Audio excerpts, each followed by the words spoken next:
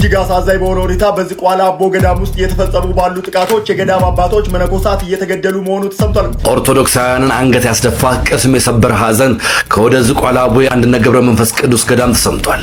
ጭንቅላታቸው ተመቶ እንደገና ወደ ገደል ወደ 30 ሜትር ገደል ውስጥ ወርውሯቸው ለጭንቅላታቸው ሰርቆ አይናቸው ወጥቷል።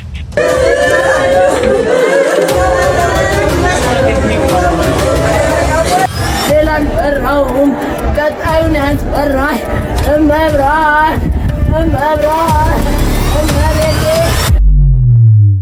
በዚህ ቋላ ላይ የሆነው ነገር ምንድነው? አባቶች በአይነት መልኩ ተከደሉ፣ ማን ገደላቸው የሚለውን ነገር የርዕስ መረጃ አለ። እሱን የማስመለከታችሁ ነው የሚሆነው። ከዛ በፊት ግን ለክፉም ለደጉም ይሄ ቪዲዮ ስሙት። ሌላን በራውም ቀጣዩን ያስፈራል። እመብራን እመቤቴ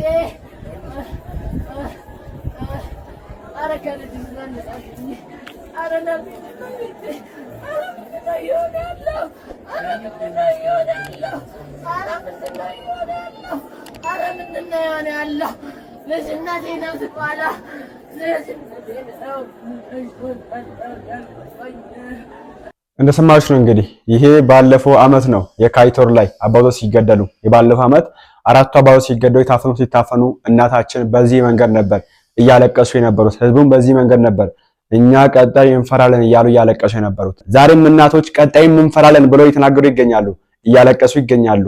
ነገር ግን ማን ነው ጥበቃ የሚያደርግላቸው? ማን ነው የሚገላቸው ራሱ የሚለው ነገር አንድ ወንድሜ ያደረሰኝ መረጃ አለ። ትላንትና እንግዲህ አንድ በቦታ የሚገኝ ወንድሜን አውርቼ ለእናንተ መረጃውን አሰምቻችሁ ነበር። አዲስ ነገር ካደውልኝ ባልኩ መሰረት እሱም ደውሎልኛል። እሱ ጋር ያልኩትን ቆይታ የማሰማችሁ ነው የሚሆነው። ሁላችሁም ቪዲዮ ላይክ ያደርጋችሁ ሼር ያደርጋችሁ ለሚመለከተው አካል በሙሉ ከህዝበ ክርስቲያን ሙሉ እንዲሰማ እንድታደርጉ ስል በእግዚአብሔር ስም ጠይቃችኋለሁ። እግዚአብሔር ይመስገን። ትላንት ቆይላለሁ ያልኩኝ ያው እንትን ነው ኔትወርክም ስለማይሰራ እንደዛ ነው። እዛ 9 ሰዓት ደረሰ ቀብር ላይ ደረስን። ያው ቀብር ምን አሁን መጣታችን ይበላል ተቀበሩ። አሁን ቀብረን አሁን ገባን ደብረ ዘይት። ኦኬ ስንት አባቶች ናቸው? አንድ ነው፣ ሌሎች አልተገኙም። ኦኬ ያሉ ጋር ያልተገኙ ማለት ነው። አንድ አባት ነው የተቀበሩት። ሌላው ሌሎቹ እየተፈለጉ ነው ማለት ነው። የመንግስት አካል የሚፈልገው የመንግስት አካል እየፈለገ ያለው የመንግስት አካልና ራሱ የገዳሙ ወታደሮች አሉ። እነሱ እዛ እየጠበቁ ነው ያሉት። የገዳሙ አሉ፣ ከእነሱ ጋር አንድ ላይ እየጠበቁ አሉ። ተማሪዎችም አሉ፣ አንድ ላይ እየፈለጉ ነው። ማታም ከሁለት ሰዓት የፈለጉት ከዛ በኋላ ተመልሰው መጡ። ቦታውም ሶር ስላልሆነ ገደዳ ገደል ነው። እኚህም አባት የተገኙት ጫካ ውስጥ ነው። ገደሉ ውስጥ ነው። ከገዳሙ ጀርባ በስተጀርባ በኩል ነው፣ አርብሮ በሚባል ቦታ። እኚህን አባት እንዴት ነው የተገኙት? እኚህ አባት እኚህ ጭንቅላታቸው በጥይት ተመቷል አለኝ። ሙሉ ቪዲዮ ቀርጫቸዋለሁ።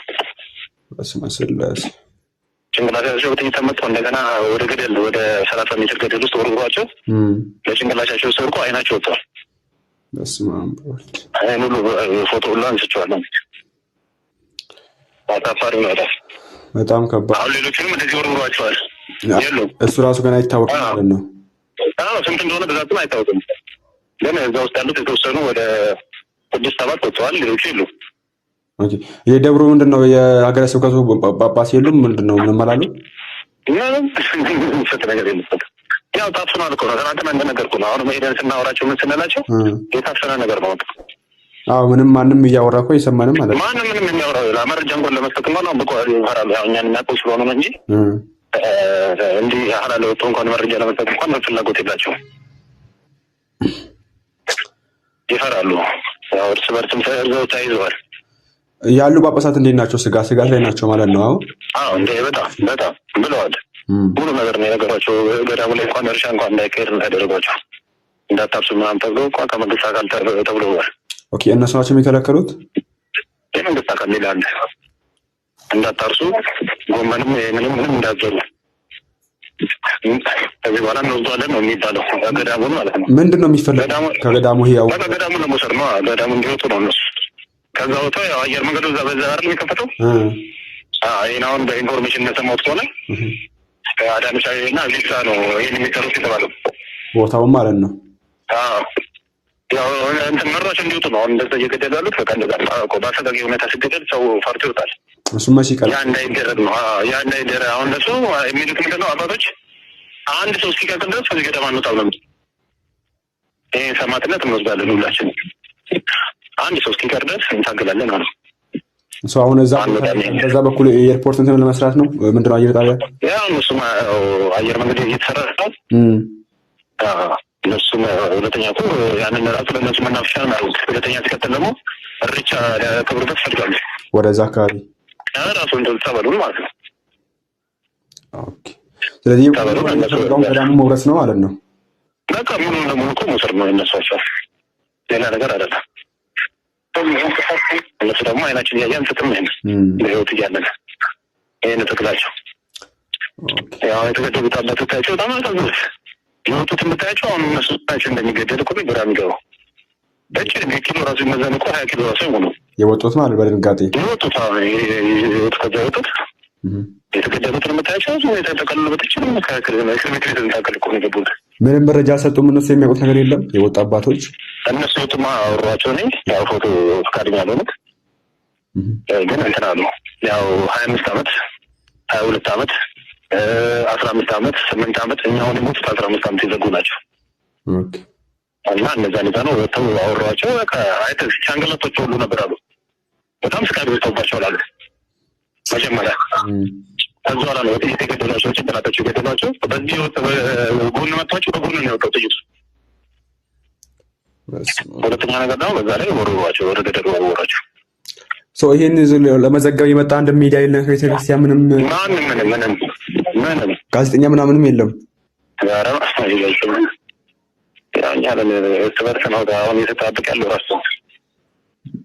በጣም ከባድ እኮ ነው። ምንድን ነው አሁን ማድረግ የሚቻለው ነገር? በቃ ይሄን ነው እንግዲህ ለህዝቡ መስዋዕት አውቀው ያሉት እንዳይቀሩብን ህዝቡ እንዳይቀርብን በቃ አሁን እንዳይቀርብን ኦልሬዲ እኮ ሚዲያ ላይ ተፋፍኗል አልፏል እኮ ብዙ ተሻፍኗል። እንደዛ ነው ማለት አደታሪ እንደዛ ነው። ለአንቺ ቤትን ረስተዋል። አይ እንግዲህ እዛ ነው ይቅርታ ችግር የለውም እና ያለው ነገር በሰፋት ገና ወረደ ነው ወርደ ማውጣታችን ነው። እንደሰማችሁ ነው እንግዲህ አባታችን የሞቱበት አሟሟት በጣም የሚያሳዝን የሚያስከፋ እንዲህ አይነት ጭካኔ አለው የሚያስብል ነው። እውነት እንግዲህ ሞቱ የሚባሉ አባቶች ምን አይነት አባቶች ናቸው? እነዚህ አባቶች በዚህ መንገድ የጨከነባቸው ምን ስለሆኑ ነው? እነሱ ምንድን ናቸው? ምን ይመስላል የሚለው ነገር ሲላሰም ላሳያችሁ።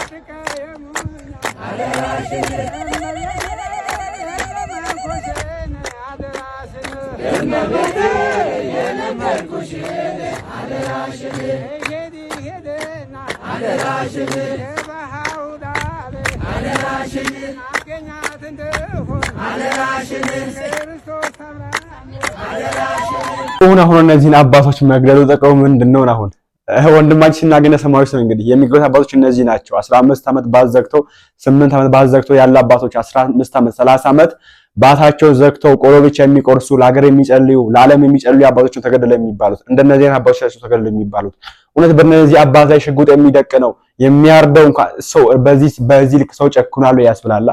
በጣም የሚያስፈራ ነገር የሚያሳዝን ነገር ነው። የክብር ሞት እንኳን ቢገሉላቸው እኮ መልካም ነበር። የሚገሉት ሞት ራሱ በጣም የሚያሳዝን እውነት ሰው ናቸው ወይ የሚያስብል ነው። የፈለገ አካል ይሄን ነገር ያደርገው ያ አካል በጣም አረመኔ ጨካኝ ነው።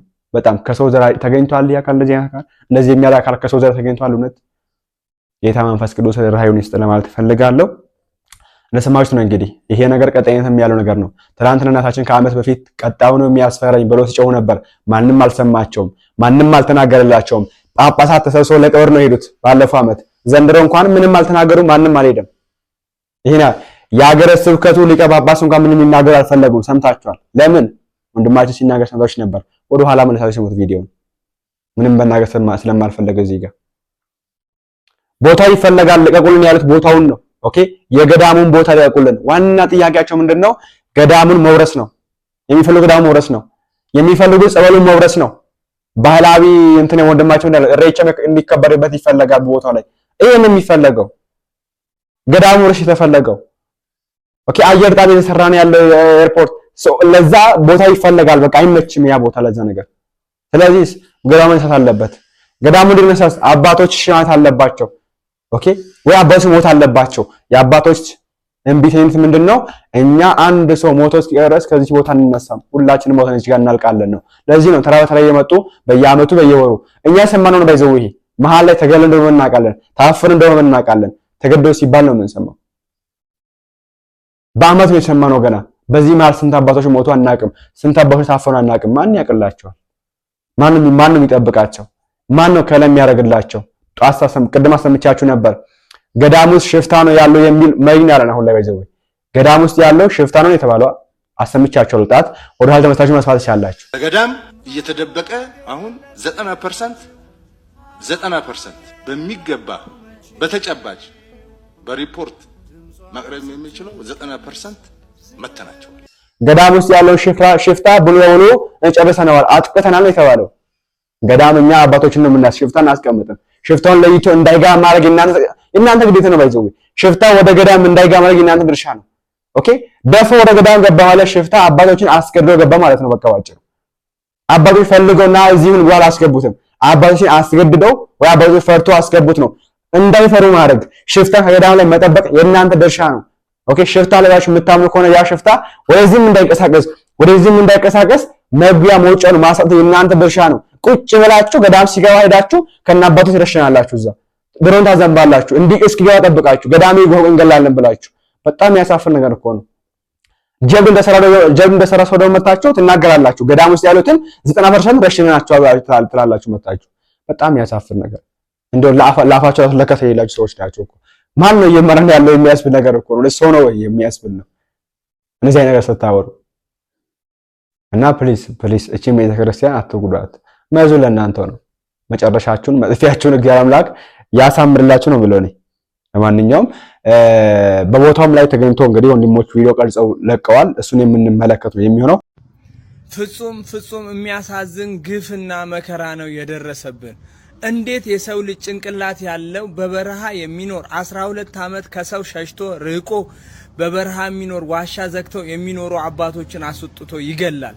ገሎስ እንዴት ወደ ገደል ይጨምራል? የተደረገው ግፍ ፍጹም ከህሊናና ከአይምሮ በላይ የሆነ ግፍ ነው የተሰራብን። በዝቋላ ገዳም ያለውን ነገር ፍጹም ብታዩት የሚያሳዝን ነው። አባቶች በፍጹም ሀዘንና መከራ ውስጥ ነው ያሉት። እሱ ብቻ አይደለም፣ በበረሃ ዘግተው በዋሻ የሚኖሩ 22 ዓመት 15 ዓመት 8 ዓመት የዘጉ አባቶች ነው አስወጥተው ያባረሯቸው፣ ዋሻቸውን የወሰዱባቸው። የተገደሉት አባት ራሱ የሰው አይን አይተው የማያውቁ የሰው ድምጽ ሰምተው የማያውቁ አባቶች ተገለው ወደ ገደል ተጥለዋል። ፍጹም የሚያሳዝን መከራና ግፍ ነው የደረሰብን። አቤት የሚል የቤተ ክርስቲያን ሰው መግለጫ ሊሰጥ ይገባል። ይህንን ጉዳይ ሁላችሁም ሼር ኮፒ ሊንክ አድርጉት። ከዚህ በላይ ክፉ ጊዜና መከራ አይመጣብንም። ኦርቶዶክሳውያን ባለማህተቦች ሁላችሁም ተገደሉ፣ በግፍ ተገደሉ፣ የዝቋላ አባቶች እውነት በግፍ ተገደሉ እያላችሁ ሪፖስት ኮፒ ሊንክ ሼር አድርጉት። ስለ እግዚአብሔር ብላችሁ እውነት የሚመለከታችሁ እግዚአብሔር የምትፈሩ ከሆነ ለዚህ ጉዳይ መግለጫ ሰጥታችሁ አባቶቻችንን የሚረጋጉበት የሚጽናኑበትን ነገር መስማት እንፈልጋለን። ከበላይ አካላት የሚመለከታችሁ አካላት ፍትህ ለአባቶቻችንና ለዝቋላ ገዳም። አሁን ወደ ዝቋላ በግፍ ወደ ተገደሉት አባቶቻችን እየወጣን ነው። በዚህ ቦታ ካረፉት አባቶች በበረሃ ከተገደሉት አሁን ትላንት ከተሰማው ሰኔ 15 ከተሰማው ዛሬ ሰኔ 16 ላይ የአንድ አባት አስክሬን እንደተገኘ እየተነገረ ነው። እንግዲህ አለውልሽ ሚላት ለቤተ ክርስቲያን ድምጽ የሚሆናት እንዲሁም ደግሞ የዛሬ ዓመት አካባቢ የተገደሉት አባቶች እንባችን ሳይታበስ መፍትሄ ሳናገኝ ድጋሚ አባቶቻችን ተገለውብናል። እንግዲህ አለውልሽ ሚላት አባት ያስፈልጋታል፣ የሚጮህላት። ይህንን ድምጽ የምትሰሙ የሚመለከታችሁ አካል ለቤተ ክርስቲያናችን ለአባቶቻችን መፍትሄ እንድሰጡንና እንድትደርሱልን ከሁሉ በላይ ደግሞ ሰማይና ምድር የፈጠረ እግዚአብሔር በግፍ ለተገደሉት አባቶቻችን ለኛም ለሀገርም ለህዝብም ለሚጸልዩት ለተገደሉት ለነሱ ደም ብሎ መፍትሄ እንዲሰጠን እግዚአብሔር መልሱ እንዲሰጠን የሚመለከተው ደግሞ እንዲደርስ መልእክት ሼር ኮፒ ሊንክ ዱት አድርጉልኝ። እዛ ደግሞ ገዳሙ ከደረስን በኋላ ያለውን ነገር አሳውቃችኋለሁ። ይቆየን።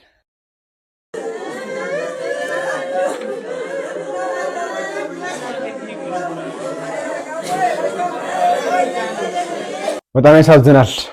እኔ ግን የገረመኝ ወንድሞቻችን እግዚአብሔር ይስጥልን እንግዲህ ሻውሽ ነገር ለማድረግ ሞከሩ እዛ ያላችሁ ወንድሞች። እኔ የገረመኝ ግን አንዳንድ የመንግስት የሚዲያ ባለቤቶች የቲክታክ ማለት ነው የሚዲያ ስላችሁ የቲቪ አይደለም የቲቪ ማን እንደሆነ ይታወቃል።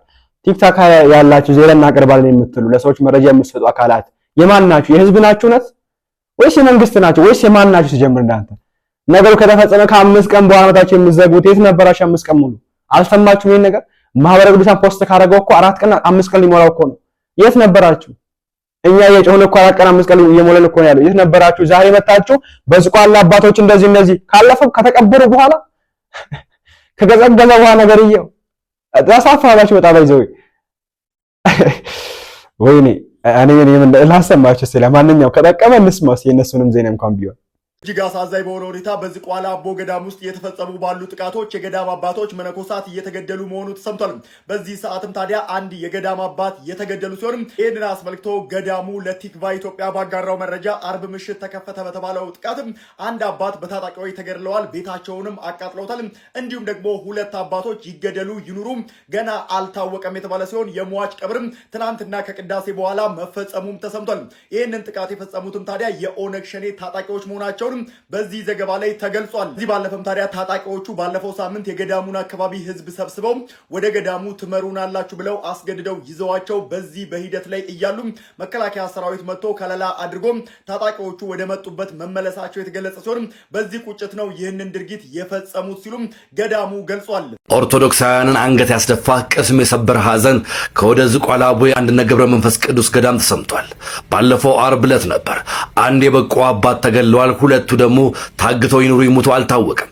ይህ ደግሞ ተፈጸመ የሚባለው ኦነግ ሸኔ በሚባል ታጣቂ ግሩፕ ነው። ባለፈው ሳምንት ገዳሙ ያለበትን ቦታ ካላሳያችሁም በሚል አካባቢ ላይ የሚገኙ ሰዎችን አግተው ወስደው መከላከያ በመድረስ እዚህን ሰዎች በማስጣልም ያለፈው ሳምንት አሁን ቂም በቀል ቁርሾ ይዞ በገዳሙ የሚገኙ የበቁ አባቶችን አንደኛውን ገለው ቤታቸውን ሲያቃጥሉ ሁለቱን ወስደዋቸዋል። አሁንም ይሙቱ ይኑሩ እዛ ያሉት አባቶች ለቲክቫ እንደተናገሩት አያውቁም። እዚህም በአመቱ 5ኛ አባት ሆነው ሰማዕት የሆኑ አባት መሆናቸው ተረጋግጧል። እጅግ በጣም የሚያሳዝን ነው። ገዳሚያኑ ዓለም በቃኝ ብለው ለፈጣሪ ራሳቸውን ያስገዙ ለሀገር ሰላም ለሀገር አንድነት የሚጸልዩ እንጂ እንደዚህ አይነት ነገር ይገባቸዋል ህይወታቸውን ማጣት አለበትም ብዬ አላስብም። ያም ሆነ ይህ በአመት ልዩነት 5 የበቁ አባቶችን አጥተናል። እጅግ በጣም ያሳዝናል።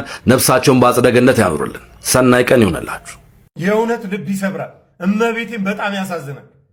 ባለማህተብ ይሆን ከኦርቶዶክሳይ በሙሉ ይህንን ቪዲዮ ኮፒ ሊንክ ሪፖስት አድርግ። እኔም ማልመች ከሆነ አንፎሎና ብሎክ አድርገኝ፣ ተሰነባበት ከኔ ጋር። ሁሉም ሰው ትኩረት ሊያደርግ የሚገባው ስለ ገዳማውያን ስለ መነኮሳት ነው። እኔ ይህንን ቪዲዮ አቅም ስጡትና ብፁዕ አባታችን አቡነ ጎርጎርዮስ የደብረ ዘይት ሀገረ ስብከት ወደ ሆኑት አባት ጋር አድርሱልኝ። የዝቋላ አቦ ጥበቃ ያስፈልገዋል። የዛሬ ዓመትም 2017 ጠብቀን እንደዚሁ አባቶቻችንን መነኮሳትን ስለ ሀገር ሰላም ስለ ቤተ ክርስቲያን የሚጸልዩትን ሲገደሉብን የዛሬ ዓመትም ጠብቀን ልንቀብር ነው። ስለዚህ ገዳማችን ለየት ያለ ጥበቃ ያስፈልጓል። መነኮሳቶቻችን ለየት ያለ ጥበቃ ያስፈልጋቸዋል። አባቶቻችን ጥበቃ ያስፈልጋቸዋል። እስከ መቼ ነው በዝምታ የምናልፈው? እስከ መቼ ነው አባቶቻችን እየተገደሉ የምንቀብረው? እስከ መቼ ነው? ብፁዕ አባታችን እንደ ልጅ ልጠይቁት፣ እንደ ልጅ ለመታዘዝ ዝግጁ ነኝ። እኔም ስለ ገዳሙ የሆነ ነገር ይበሉ፣ የተለየ ጥበቃ እንዲደረገ ያድርጉ። አባታችን የብፁዕ አባታችን በረከት ይድረሰን። ዝቋላ ላይ አባቶቻችን ድጋሜ ሞቱ።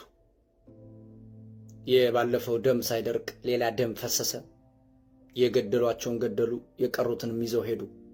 ይህን ያደረጉት የሰው ልጆች ናቸው፣ ሰው የተባሉት ፍጡር። አሁን አንተ ኦርቶዶክሳዊ ባለማህተብ ወጣቱ ካንተ ጋር ነው የማወራው። እኔ ፍትህ ምናምን ልል አይደለም የመጣሁት። አንዳንድ ልጆች ፍትህ ምናምን የምትሉ አላችሁ። በእርግጥ ምን ሊባል የሚችለው እሱ ነው። ምክንያቱም አባት እንደሌላቸው ልጆች ስለሆን ማለት ነው።